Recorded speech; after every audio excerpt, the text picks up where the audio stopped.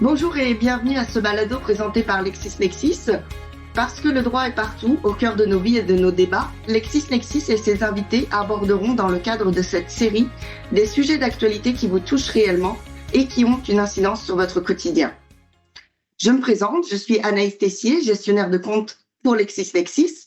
Aujourd'hui, nous recevons Maître Marie-Pierre Boulet, avocate criminaliste et associée au cabinet BND et présidente de l'Association des avocats et avocates de la défense du Québec, connue sous l'acronyme ACAD. Bonjour Maître Boulet. Bonjour Anaïs. Bonjour et bienvenue pour ce balado. Je vous propose qu'on débute la discussion tout de suite avec une question très simple mais évidente. Qu'est-ce que l'ACAD? Oui, alors l'ACAD qu'on mentionne, on parle de l'Association québécoise des avocats et avocats de la défense. Nous avons une mission en deux temps, c'est-à-dire défendre les intérêts professionnels des avocats et avocates qui pratiquent le droit criminel et pénal au niveau de la défense dans le Québec, mais également défendre les libertés individuelles ainsi que les droits fondamentaux des justiciables, donc du commun des mortels, des individus au sens large, auprès des autorités constituées.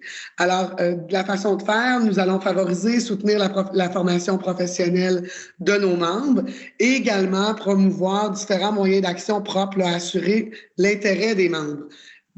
C'est la façon donc en fait, c'est la mission qui nous cadre. La façon dont la CAD est constituée.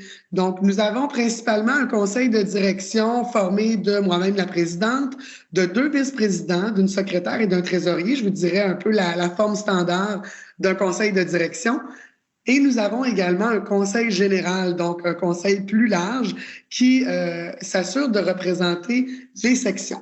Donc, chacune des sections est représentée, en plus des présidents sortants et de certains membres honorifiques, ce qui nous fait un total de 22 membres en tout.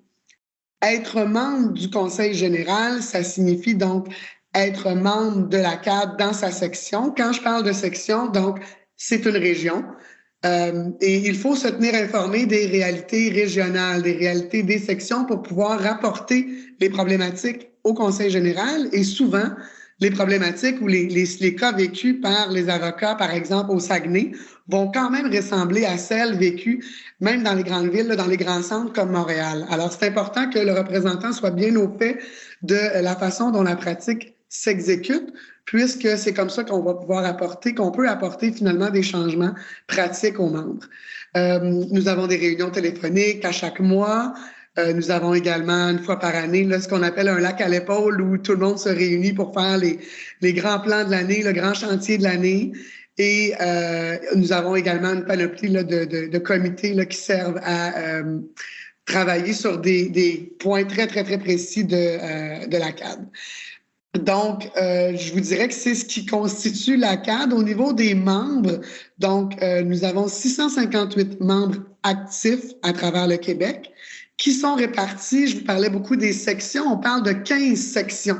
Donc, la carte du Québec est finalement divisée en 15 sections et nos 658 membres font donc partie de chacune de ces sections. Merci beaucoup pour cette présentation. Quelles sont les activités de la CAD, on va dire de façon annuelle ou régulière? Oui, bien en fait, nous en avons plusieurs. Peut-être me concentrer sur les principales. Je vous disais au niveau de la mission qu'un des pans de la mission était la formation. Alors, au niveau de la formation, 2 points principaux, un colloque annuel, alors annuellement, pour favoriser tout cet esprit de collégialité et offrir vraiment des formations à la fine pointe du droit criminel. On parle de près de 300 membres qui vont participer à ce colloque annuel, 15 heures de formation. L'École de la défense, elle, est une formation plus particulière qui s'adresse aux avocats de 4 ans et moins de pratique. C'est un programme intensif d'une fin de semaine qui permet d'assister, d'accompagner de jeunes avocats dans leur pratique, oui, mais dans la façon de mener notamment des contre-interrogatoires, des plaidoiries, donc d'améliorer, disons, la façon de procéder. Et ils ont le retour de juges, notamment, et d'avocats d'expérience qui participent à l'École de la défense. Je vous dirais que j'aimerais parfois avoir moins de 4 ans pour pouvoir participer à ce programme, tellement c'est un beau programme qui permet vraiment d'apporter beaucoup aux jeunes membres qui veulent parfaire leurs habiletés professionnelles. Au niveau des communications, eh bien, beaucoup de choses. Il y a autant les communications avec les membres que la communication avec le public. Alors, avec les membres, on s'assure évidemment de les tenir au courant des activités qu'on fait dans des bulletins hebdomadaires, ou encore dans le bulletin mensuel Info ACAD. Ça, c'est une nouveauté, là, je vous dirais, du printemps dernier, le Info ACAD. Et dans les communications publiques, eh bien, on parle évidemment du volet médiatique. Et dans quel cadre vous allez intervenir donc publiquement? Nous avons des demandes d'entrevues de journalistes, que ce soit radiophonique, télévisé ou même articles de journaux. Sinon, ça peut être à notre initiative. Donc, si on voit un sujet d'actualité pour lequel, toujours dans le cadre de notre mission, il est question de liberté individuelle et qu'on croit qu'il serait important que le public ait de l'information plus à point sur le sujet, eh bien, on va prendre l'initiative de le faire. Donc, ça m'amène à ma prochaine question. Est-ce que vous intervenez également au niveau législatif? Nous avons un comité projet de loi qui étudie justement les projets de loi pour voir s'il y aurait lieu de faire des représentations. C'est un comité là, qui a été mis en branle il y a quelques années déjà, mais récemment, nous avons fait des contacts avec certains sénateurs, entre autres, pour pouvoir plus rapidement et plus efficacement intervenir et fournir là, donc nos commentaires, souvent évidemment une opinion juridique là, sur les projets de loi qui sont discutés notamment devant le Sénat. Sinon, la conférence d'harmonisation des lois au Canada, c'est une conférence annuelle auquel, de coutume, je vous dirais, la présidence participe. Donc, l'année passée, justement, j'ai participé à cette conférence qui fait en sorte qu'on étudie des modifications à la loi, donc au code criminel, pour voir s'il y a des incohérences dans le code criminel, s'il y a des changements qui devraient être apportés. Alors, la CAD est bien heureuse de pouvoir faire partie de cette délégation québécoise avec notamment des procureurs de la Couronne, le Barreau du Québec, pour apporter des changements législatifs. Et est-ce que vous avez un exemple de projet de loi récent pour lequel vous êtes intervenu? Donc, si on revient au niveau législatif, projet de loi, on parle des peines minimales obligatoires abolies. Donc, nous avons eu des entretiens là, avec des gens du Sénat pour, évidemment, appuyer tout le phénomène des peines obligatoires qui était envisagé et qui, d'ailleurs, a été en vigueur là, récemment. Très bien. Pour un membre de l'ACAD, quels sont les avantages d'être membre de votre association? Avantage d'être membre de l'association, je vous dirais, j'ai parlé tout à l'heure du colloque et de la collégialité, donc le sentiment d'appartenance à un groupe, des décisions judiciaires inédites. Entre nous, nous allons parfois avoir des victoires qui ne vont pas nécessairement être transcrites.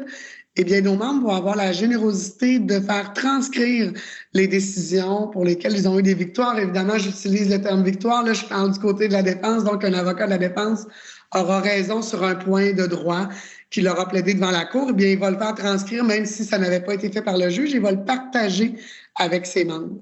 De l'information judiciaire utile, hein, vous savez, devant les différents tribunaux, il y a des changements sur la façon de procéder.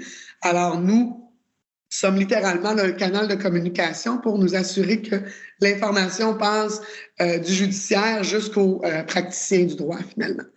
Formation pointue en droit criminel, j'en parlais également un petit peu plus tôt. On parle d'avoir des formations vraiment sur le droit criminel, sur les changements législatifs, sur la jurisprudence récente. Toujours dans le sentiment d'appartenance et de collégialité, évidemment, la possibilité de se construire un réseau de contacts professionnels partout en province. C'est toujours fort utile de connaître un avocat de défense qui pratique dans d'autres districts pour pouvoir avoir notamment des correspondants, pour avoir de l'aide, pour avoir des informations en temps utile sur la façon dont on procède là, dans différents districts, si on a à se déplacer, notamment pour faire un procès. La possibilité d'obtenir des conseils auprès du comité SAGE. Nous avons un comité SAGE qui est formé donc d'avocats d'expérience qui vont permettre aux membres là, de pouvoir résoudre certaines difficultés, souvent de nature déontologique. Possibilité d'obtenir également un agenda bottin ou un bottin par la poste là, qui est inclus dans les avantages de membres. Donc, plusieurs intervenants judiciaires avec qui on doit communiquer. On parle des prisons, on parle des bureaux des juges, on parle des bureaux des procureurs de la Couronne. Encore une fois, partout en province, nous, on s'assure de colliger toute l'information et de rassembler le tout dans un bottin. Je vous dirais que c'est un gros chantier de la CAD à chaque année.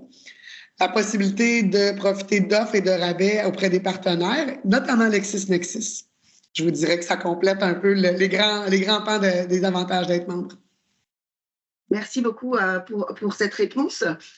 Si on regarde effectivement un petit peu de plus près, plus en détail, donc les membres et puis l'avocat de la défense, quels sont les points essentiels du travail d'un avocat de la défense? Quelles sont ses préoccupations? La préoccupation d'un avocat de la défense, évidemment, c'est de bien connaître son dossier, bien connaître le droit. Alors, quand on reçoit un nouveau dossier, évidemment, on en prend connaissance. Il est souvent fort utile pour un avocat de regarder la preuve avant même d'avoir la version de son client, parce qu'il va devoir vérifier en premier lieu, vu le principe de la présomption d'innocence, est-ce que la poursuite est en mesure de faire la preuve de la culpabilité de mon client ou de ma cliente?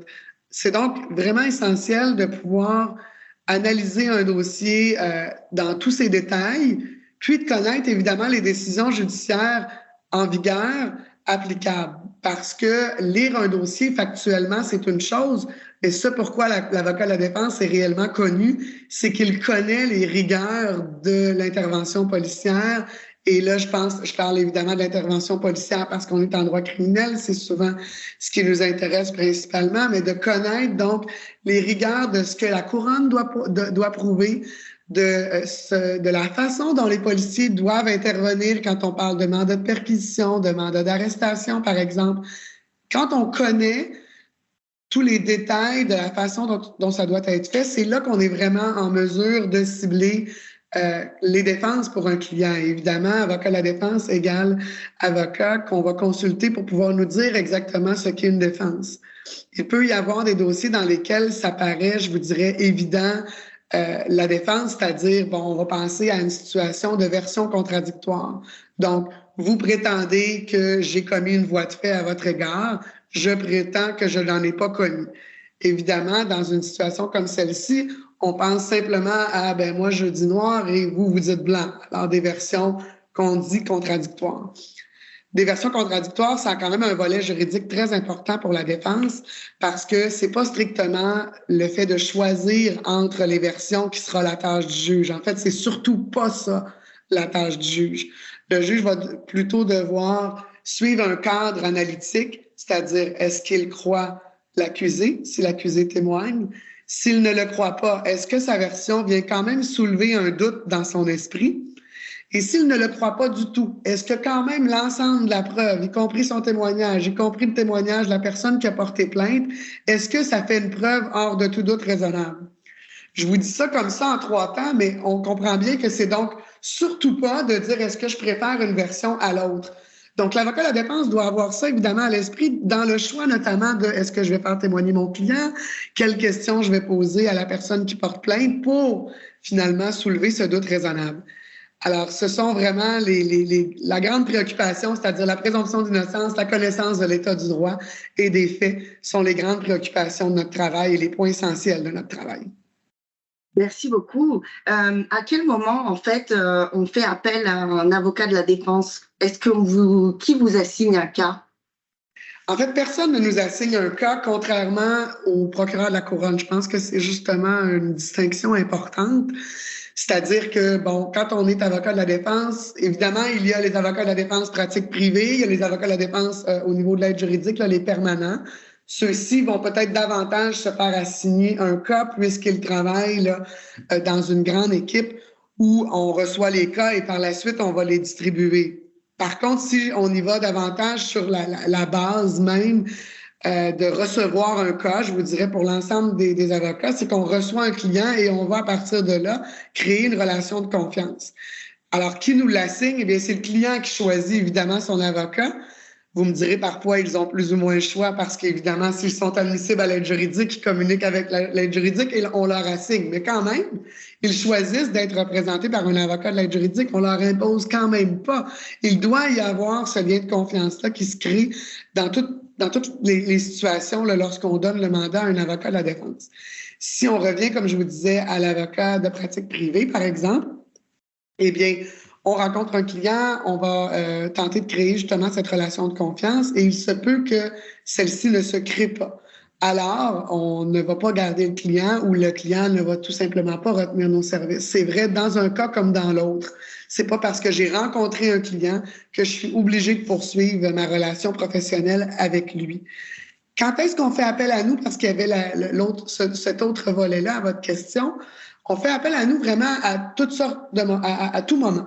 Je vous dirais le plus tôt le mieux, parce que bien souvent, on va faire appel à nous et il est pas trop tard, mais j'ai envie de vous dire quand même, le processus est lancé. On aurait vraiment pu donner des conseils dès le début. Les gens vont parfois avoir tendance à retarder l'appel à l'avocat alors qu'ils devraient vraiment faire appel à nous dès le départ, dès qu'ils ont l'impression même qu'on va les arrêter pour un crime donné. Donc, je vous donne un exemple. Là, la personne entend dire qu'une personne a porté plainte d'agression sexuelle contre elle. Elle n'a pas encore été rencontrée par les policiers, mais c'est dans les airs. On entend ça. Elle entend ça, par exemple, à son milieu de travail. Eh bien, déjà, il pourrait être temps de communiquer avec un avocat de la défense parce qu'on pourrait aider la personne à savoir même comment agir dans son milieu de travail, à qui parler, à qui ne pas parler, envers qui on a des obligations de fournir des explications versus envers qui on ne doit surtout pas faire de déclarations. Donc, c'est le fait qu'on doit évidemment prendre contact avec nous le plus rapidement possible pour qu'on puisse guider la personne à travers finalement ces décisions-là. Je vous dirais que la plupart du temps, les gens, par contre, vont attendre d'être formellement arrêtés par les policiers, auquel cas les gens se trouvent au poste de police, les policiers leur donnent leur droit à l'avocat, ils vont communiquer avec nous au téléphone, alors qu'à ce moment-là, il n'y a pas nécessairement de lien de confiance qui a déjà été créé. Si, par exemple, on a parlé avec la personne auparavant ou on a eu la chance de la rencontrer, au moins, il y a un lien de confiance qui est déjà créé. C'est pourquoi je pense qu'il est préférable, là, encore une fois, de plus tôt que tard. Mais lorsqu'on nous appelle et qu'on se trouve au poste de police, il est quand même fort utile là, de pouvoir avoir une discussion confidentielle avec un avocat. Merci beaucoup. Vous l'avez mentionné quand on va parler des points essentiels du travail d'un avocat de la défense. Comment un avocat de la défense gère la présomption d'innocence? Je vous dirais que c'est ce qui rend notre travail plus facile, c'est ce qui est la raison d'être de notre travail, la présomption d'innocence, parce que justement, nous, on n'a pas à se forger une opinion sur la culpabilité ou pas de notre client à la base. Et là, je le dis vraiment au sens large, là, il peut arriver dans le cadre de la rencontre avec notre client où notre cliente, la personne va nous admettre là, avoir commis le crime. Là, auquel cas, on va jongler avec le fait qu'on est devant une personne qui s'avoue coupable. Et là, il y a une façon de traiter le dossier. Sinon, à la base, on n'a pas à prendre de position nous-mêmes. On présume justement que la personne est innocente et ça fait un pont avec ce que je vous expliquais plus tôt, c'est-à-dire lorsqu'on regarde le dossier, le regarder avec l'ouverture d'esprit nécessaire pour voir est-ce qu'on fait la preuve que la personne est coupable. Un exemple bien concret, c'est-à-dire que je pourrais avoir un dossier dans lequel mon client a fait une déclaration. Quand je dis il a fait une déclaration, eh bien, il a admis au policier certains éléments ou l'ensemble des éléments du crime qui lui est reproché. Par contre, quand je regarde la façon dont la déclaration a été obtenue, la façon dont l'entrevue a été faite avec mon client, je constate qu'il y a des violations importantes. Droit à l'avocat. On n'a pas respecté son droit au silence. Là, il faut savoir que la présomption d'innocence a mené à d'autres beaux principes, c'est-à-dire qu'on reconnaît effectivement qu'une déclaration qui a été prise en violation de certains droits, dont le droit au silence, dont le droit à l'avocat, par la coercition, c'est une déclaration qui ne sera pas fiable. Alors, je n'ai pas, moi, plus que la justice à considérer cette déclaration-là comme fiable et je dois toujours poursuivre la défense de mon client avec ces principes-là en tête, c'est-à-dire que si la déclaration n'est pas fiable et qu'elle n'est pas en preuve, qu'elle ne peut servir à prouver sa culpabilité, eh bien, on se retrouve devant un dossier où la présomption d'innocence règne toujours et la poursuite doit faire la preuve de la culpabilité de mon client. Alors, et là, je dis mon client toujours, des fois, je dis ma cliente, là, mais on comprend que le féminin ou le masculin l'emporte l'un sur l'autre. Et donc, La présomption d'innocence, on le répétera jamais assez, mais c'est vraiment la raison d'être du travail de l'avocat de la défense. C'est ce qu'on défend finalement à chaque fois, c'est-à-dire qu'on veut jamais se présenter devant un tribunal qui prend déjà pour acquis que notre client est coupable ou qui a déjà l'esprit, ne serait-ce qu'un peu tendu vers la culpabilité. On veut un esprit ouvert, on veut une table rase, on veut littéralement regarder les choses comme elles le sont et juger à la fin. Merci beaucoup pour cette belle clarification, explication. Autre question, avec le dernier contexte pandémique, il y a eu des changements dans les tribunaux. Est-ce que vous pourriez m'illustrer comment l'avocat de la défense a su s'adapter? Est-ce que les outils que vous utilisiez, ils ont changé? Est-ce que vous auriez des exemples? En fait, évidemment, le Teams, c'est vraiment évité dans le système judiciaire. Vous savez, nous, une audience en virtuel, ça n'existait pas en matière criminelle, encore moins au téléphone. Dans le contexte de la pandémie, évidemment, l'utilisation même du téléphone s'est avérée suffisante dans certains cas, je vous dirais même pour procéder, même pour faire des procès, entendre des témoins. C'était une situation plutôt rarissime et exceptionnelle pour des cas, vous comprendrez, d'urgence, notamment pour des personnes détenues. La règle étant quand même là, au minimum d'avoir le visuel, c'est-à-dire via l'application Teams ou autre. Là, c'est principalement le Teams qui est utilisé d'ailleurs comme plateforme numérique. Alors, ça a amené une adaptation très importante au niveau des avocats. Je vous dirais, ne serait-ce que pour l'aspect technologie. Jeunes et moins jeunes ont eu à s'adapter à cette réalité-là. Le décorum. Alors, en salle de cours, les avocats portent la toge, les avocats se lèvent quand le juge entre dans la salle, les avocats s'adressent au juge dans un ordre X, Y ou Z, là, selon le premier arrivé, premier servi. Toutes ces règles-là se trouvaient à un peu être confondues en même temps parce que là, on avait des gens en présence. Nous avions des gens, évidemment, en plateforme Teams. Comment lever la main, comment s'adresser au juge, dans quel ordre, est-ce qu'on porte la toge, je me lève pas derrière mon écran. Beaucoup de choses ont été bousculées à la base. On dirait qu'on revenait finalement en première année de droit, puisqu'on devait littéralement réapprendre des choses de base, des choses acquises. Ce qui nous a beaucoup manqué et qui continue de nous manquer, c'est le présentiel pour l'aspect collégialité. Je vous parlais de la collégialité, notamment pour faire partie de l'association qu'est la CAD, mais la collégialité est également importante dans les corridors d'un palais de justice. Croiser des collègues, leur parler de notre dossier qui s'en vient le matin à la cour, échanger avec eux sur la réalité de la pratique. Ce sont des choses qui vraiment amenaient une grande richesse au niveau de la pratique. Sinon, le grand avantage, donc je saute de l'inconvénient à l'avantage, mais je reviens à l'avantage de ces grands changements, parce que le grand changement, c'est littéralement ça, là, je veux dire, c'est Teams, c'est l'utilisation de Teams. Je vous dirais la solution écologique que ça a offert. Un avocat de la défense a à se déplacer à plusieurs reprises dans le cadre de l'exécution d'un mandat. Peut-être contrairement à d'autres domaines de droit où on va se déplacer seulement lorsqu'il y a un procès, une audition. Le reste se fait beaucoup plus à distance avec du papier échangé par courriel, fax, peu importe. Donc, la grande distinction pour les avocats de la défense, c'est qu'on doit se présenter une première fois pour récupérer la preuve, une deuxième fois pour dire où est-ce qu'on en est dans l'analyse de notre preuve, une deuxième, troisième, quatrième, cinquième, je nomme des fois pour toujours voir l'évolution de notre préparation, de la communication de la preuve. Ça peut amener plusieurs déplacements à la cour, souvent pour un échange devant la cour qui va durer moins de 5 minutes. Expliquer à la cour que, bien, écoutez, j'ai encore de la preuve à analyser, je dois rencontrer mon client pour lui soumettre une offre de la couronne. Ce ne sont que des exemples pour illustrer que le passage devant la cour était bien court par rapport à la distance qu'on avait à parcourir finalement pour faire ces représentations-là. Alors, c'est une solution pour moi qui est manifestement écologique, efficace. Je peux, de mon bureau, passer beaucoup moins de temps dans un dossier, ne pas avoir à me déplacer et le justiciable, donc les individus qui sont accusés, s'en retrouvent gagnants puisque les coûts pour eux sont moindres et l'efficacité est grandissante au niveau du travail de l'avocat de la défense. Très bien. Est-ce que, en relation avec ça, est-ce que vous avez un cas un peu atypique, récent, que vous pourriez partager avec nous? En fait, un cas atypique ou plutôt un cas un peu loufoque qu'on entend, je vous dirais, de façon générale avec l'utilisation de Teams. Là, on va avoir des gens qui vont se présenter devant Teams et je vous parlais du décorum, là, ils vont se présenter avec des animaux.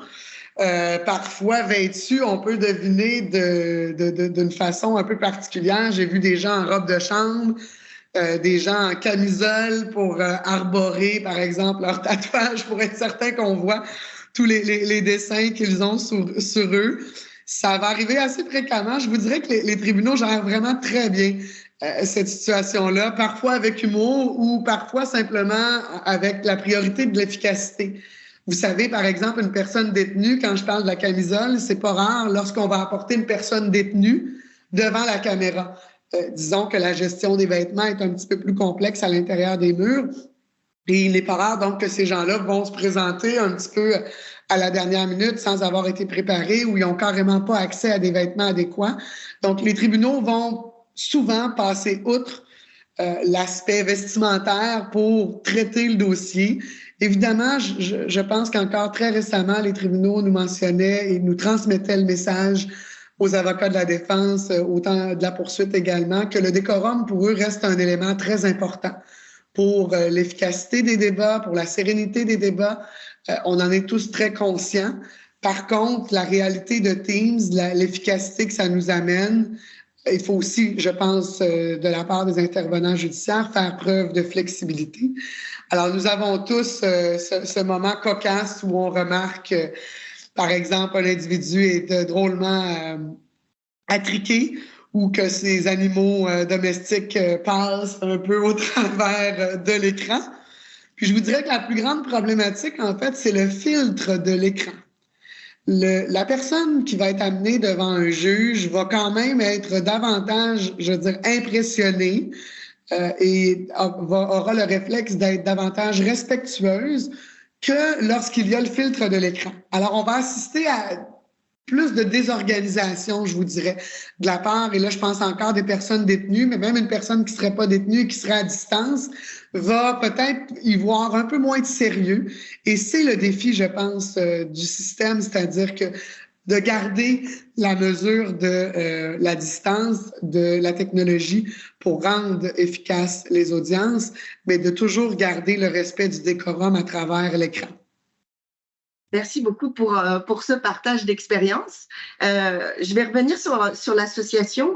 Est-ce qu'il y a des nouvelles tendances ou des nouveaux sujets que l'association prend en charge pour supporter ses membres?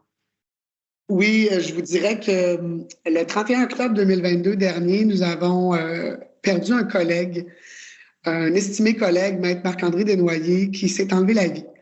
Suivant cela, une grande réflexion s'est amorcée, va continuer de se faire évidemment au fil du temps sur la façon dont on peut aider les avocats. Évidemment, l'association représente les avocats de la défense. Il peut y avoir une réalité dans toutes sortes de sphères professionnelles, autant au niveau judiciaire qu'autre. Mais je pense que la qualité de la profession, la qualité du travail qu'on fait, être bien dans le travail qu'on fait, doit être une préoccupation qui est au cœur des préoccupations de l'association, pour répéter le terme. La façon d'y arriver, eh bien, le Barreau du Québec a déjà des programmes en place. On parle du programme RIPI. On parle également de la PAMBA, qui sont des programmes qui visent justement à aider les membres dans des situations de difficulté, puis elles peuvent être de toutes sortes de nature. Pour notre part, on réfléchit plutôt à une façon d'harmoniser tout ça, c'est-à-dire venir en aide concrètement au collègue qui a besoin d'une pause. Qui va gérer ses dossiers? Qui va reporter, par exemple, ses dossiers? Qui va expliquer la situation au client? Parfois, la personne n'aura même pas la force de faire une telle chose et n'aura pas nécessairement l'équipe non plus pour le faire. Il y a des réalités différentes dans la façon de pratiquer le droit criminel. Il y en a qui vont le faire de façon solo, il y en a qui vont le faire en équipe. Et même quand on est en équipe, parfois, ça peut être difficile de s'admettre débordé, de s'admettre en difficulté. Est-ce que la PAMBA, qui est là pour être une ligne d'écoute intéressante, peut même être comblée par un service qui serait plus personnalisé aux avocats de la défense en criminel? Je le disais plus tôt, la formation a besoin d'être plus spécifique pour les avocats de la défense. Est-ce que les besoins d'écoute d'aide devrait être plus spécifique, devrait être vraiment forgé sur mesure pour permettre aux avocats de la défense d'avoir véritablement un répit, de pouvoir partager donc ces difficultés-là. Évidemment, bien souvent, dans des drames comme celui-ci, on se rend compte que même s'il existait des services, la personne n'a pas nécessairement eu recours à ces services-là. On a tendance à se dire qu'ils sont peut-être juste pas assez nombreux. On veut quand même toujours être à la recherche de solutions. Il y en aura certainement jamais trop des services d'aide. Alors, l'association se préoccupe grandement de la charge mentale de la pratique auprès de ses membres.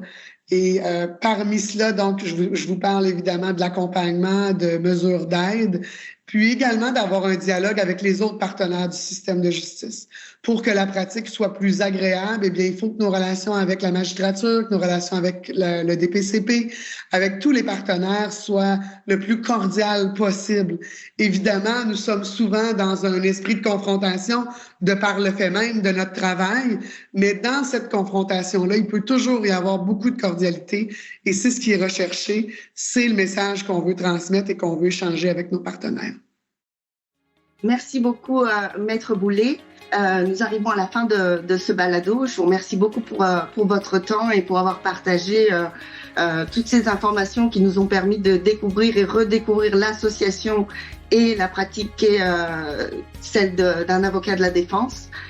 Donc, je vais vous souhaiter une très bonne journée. Merci à vous.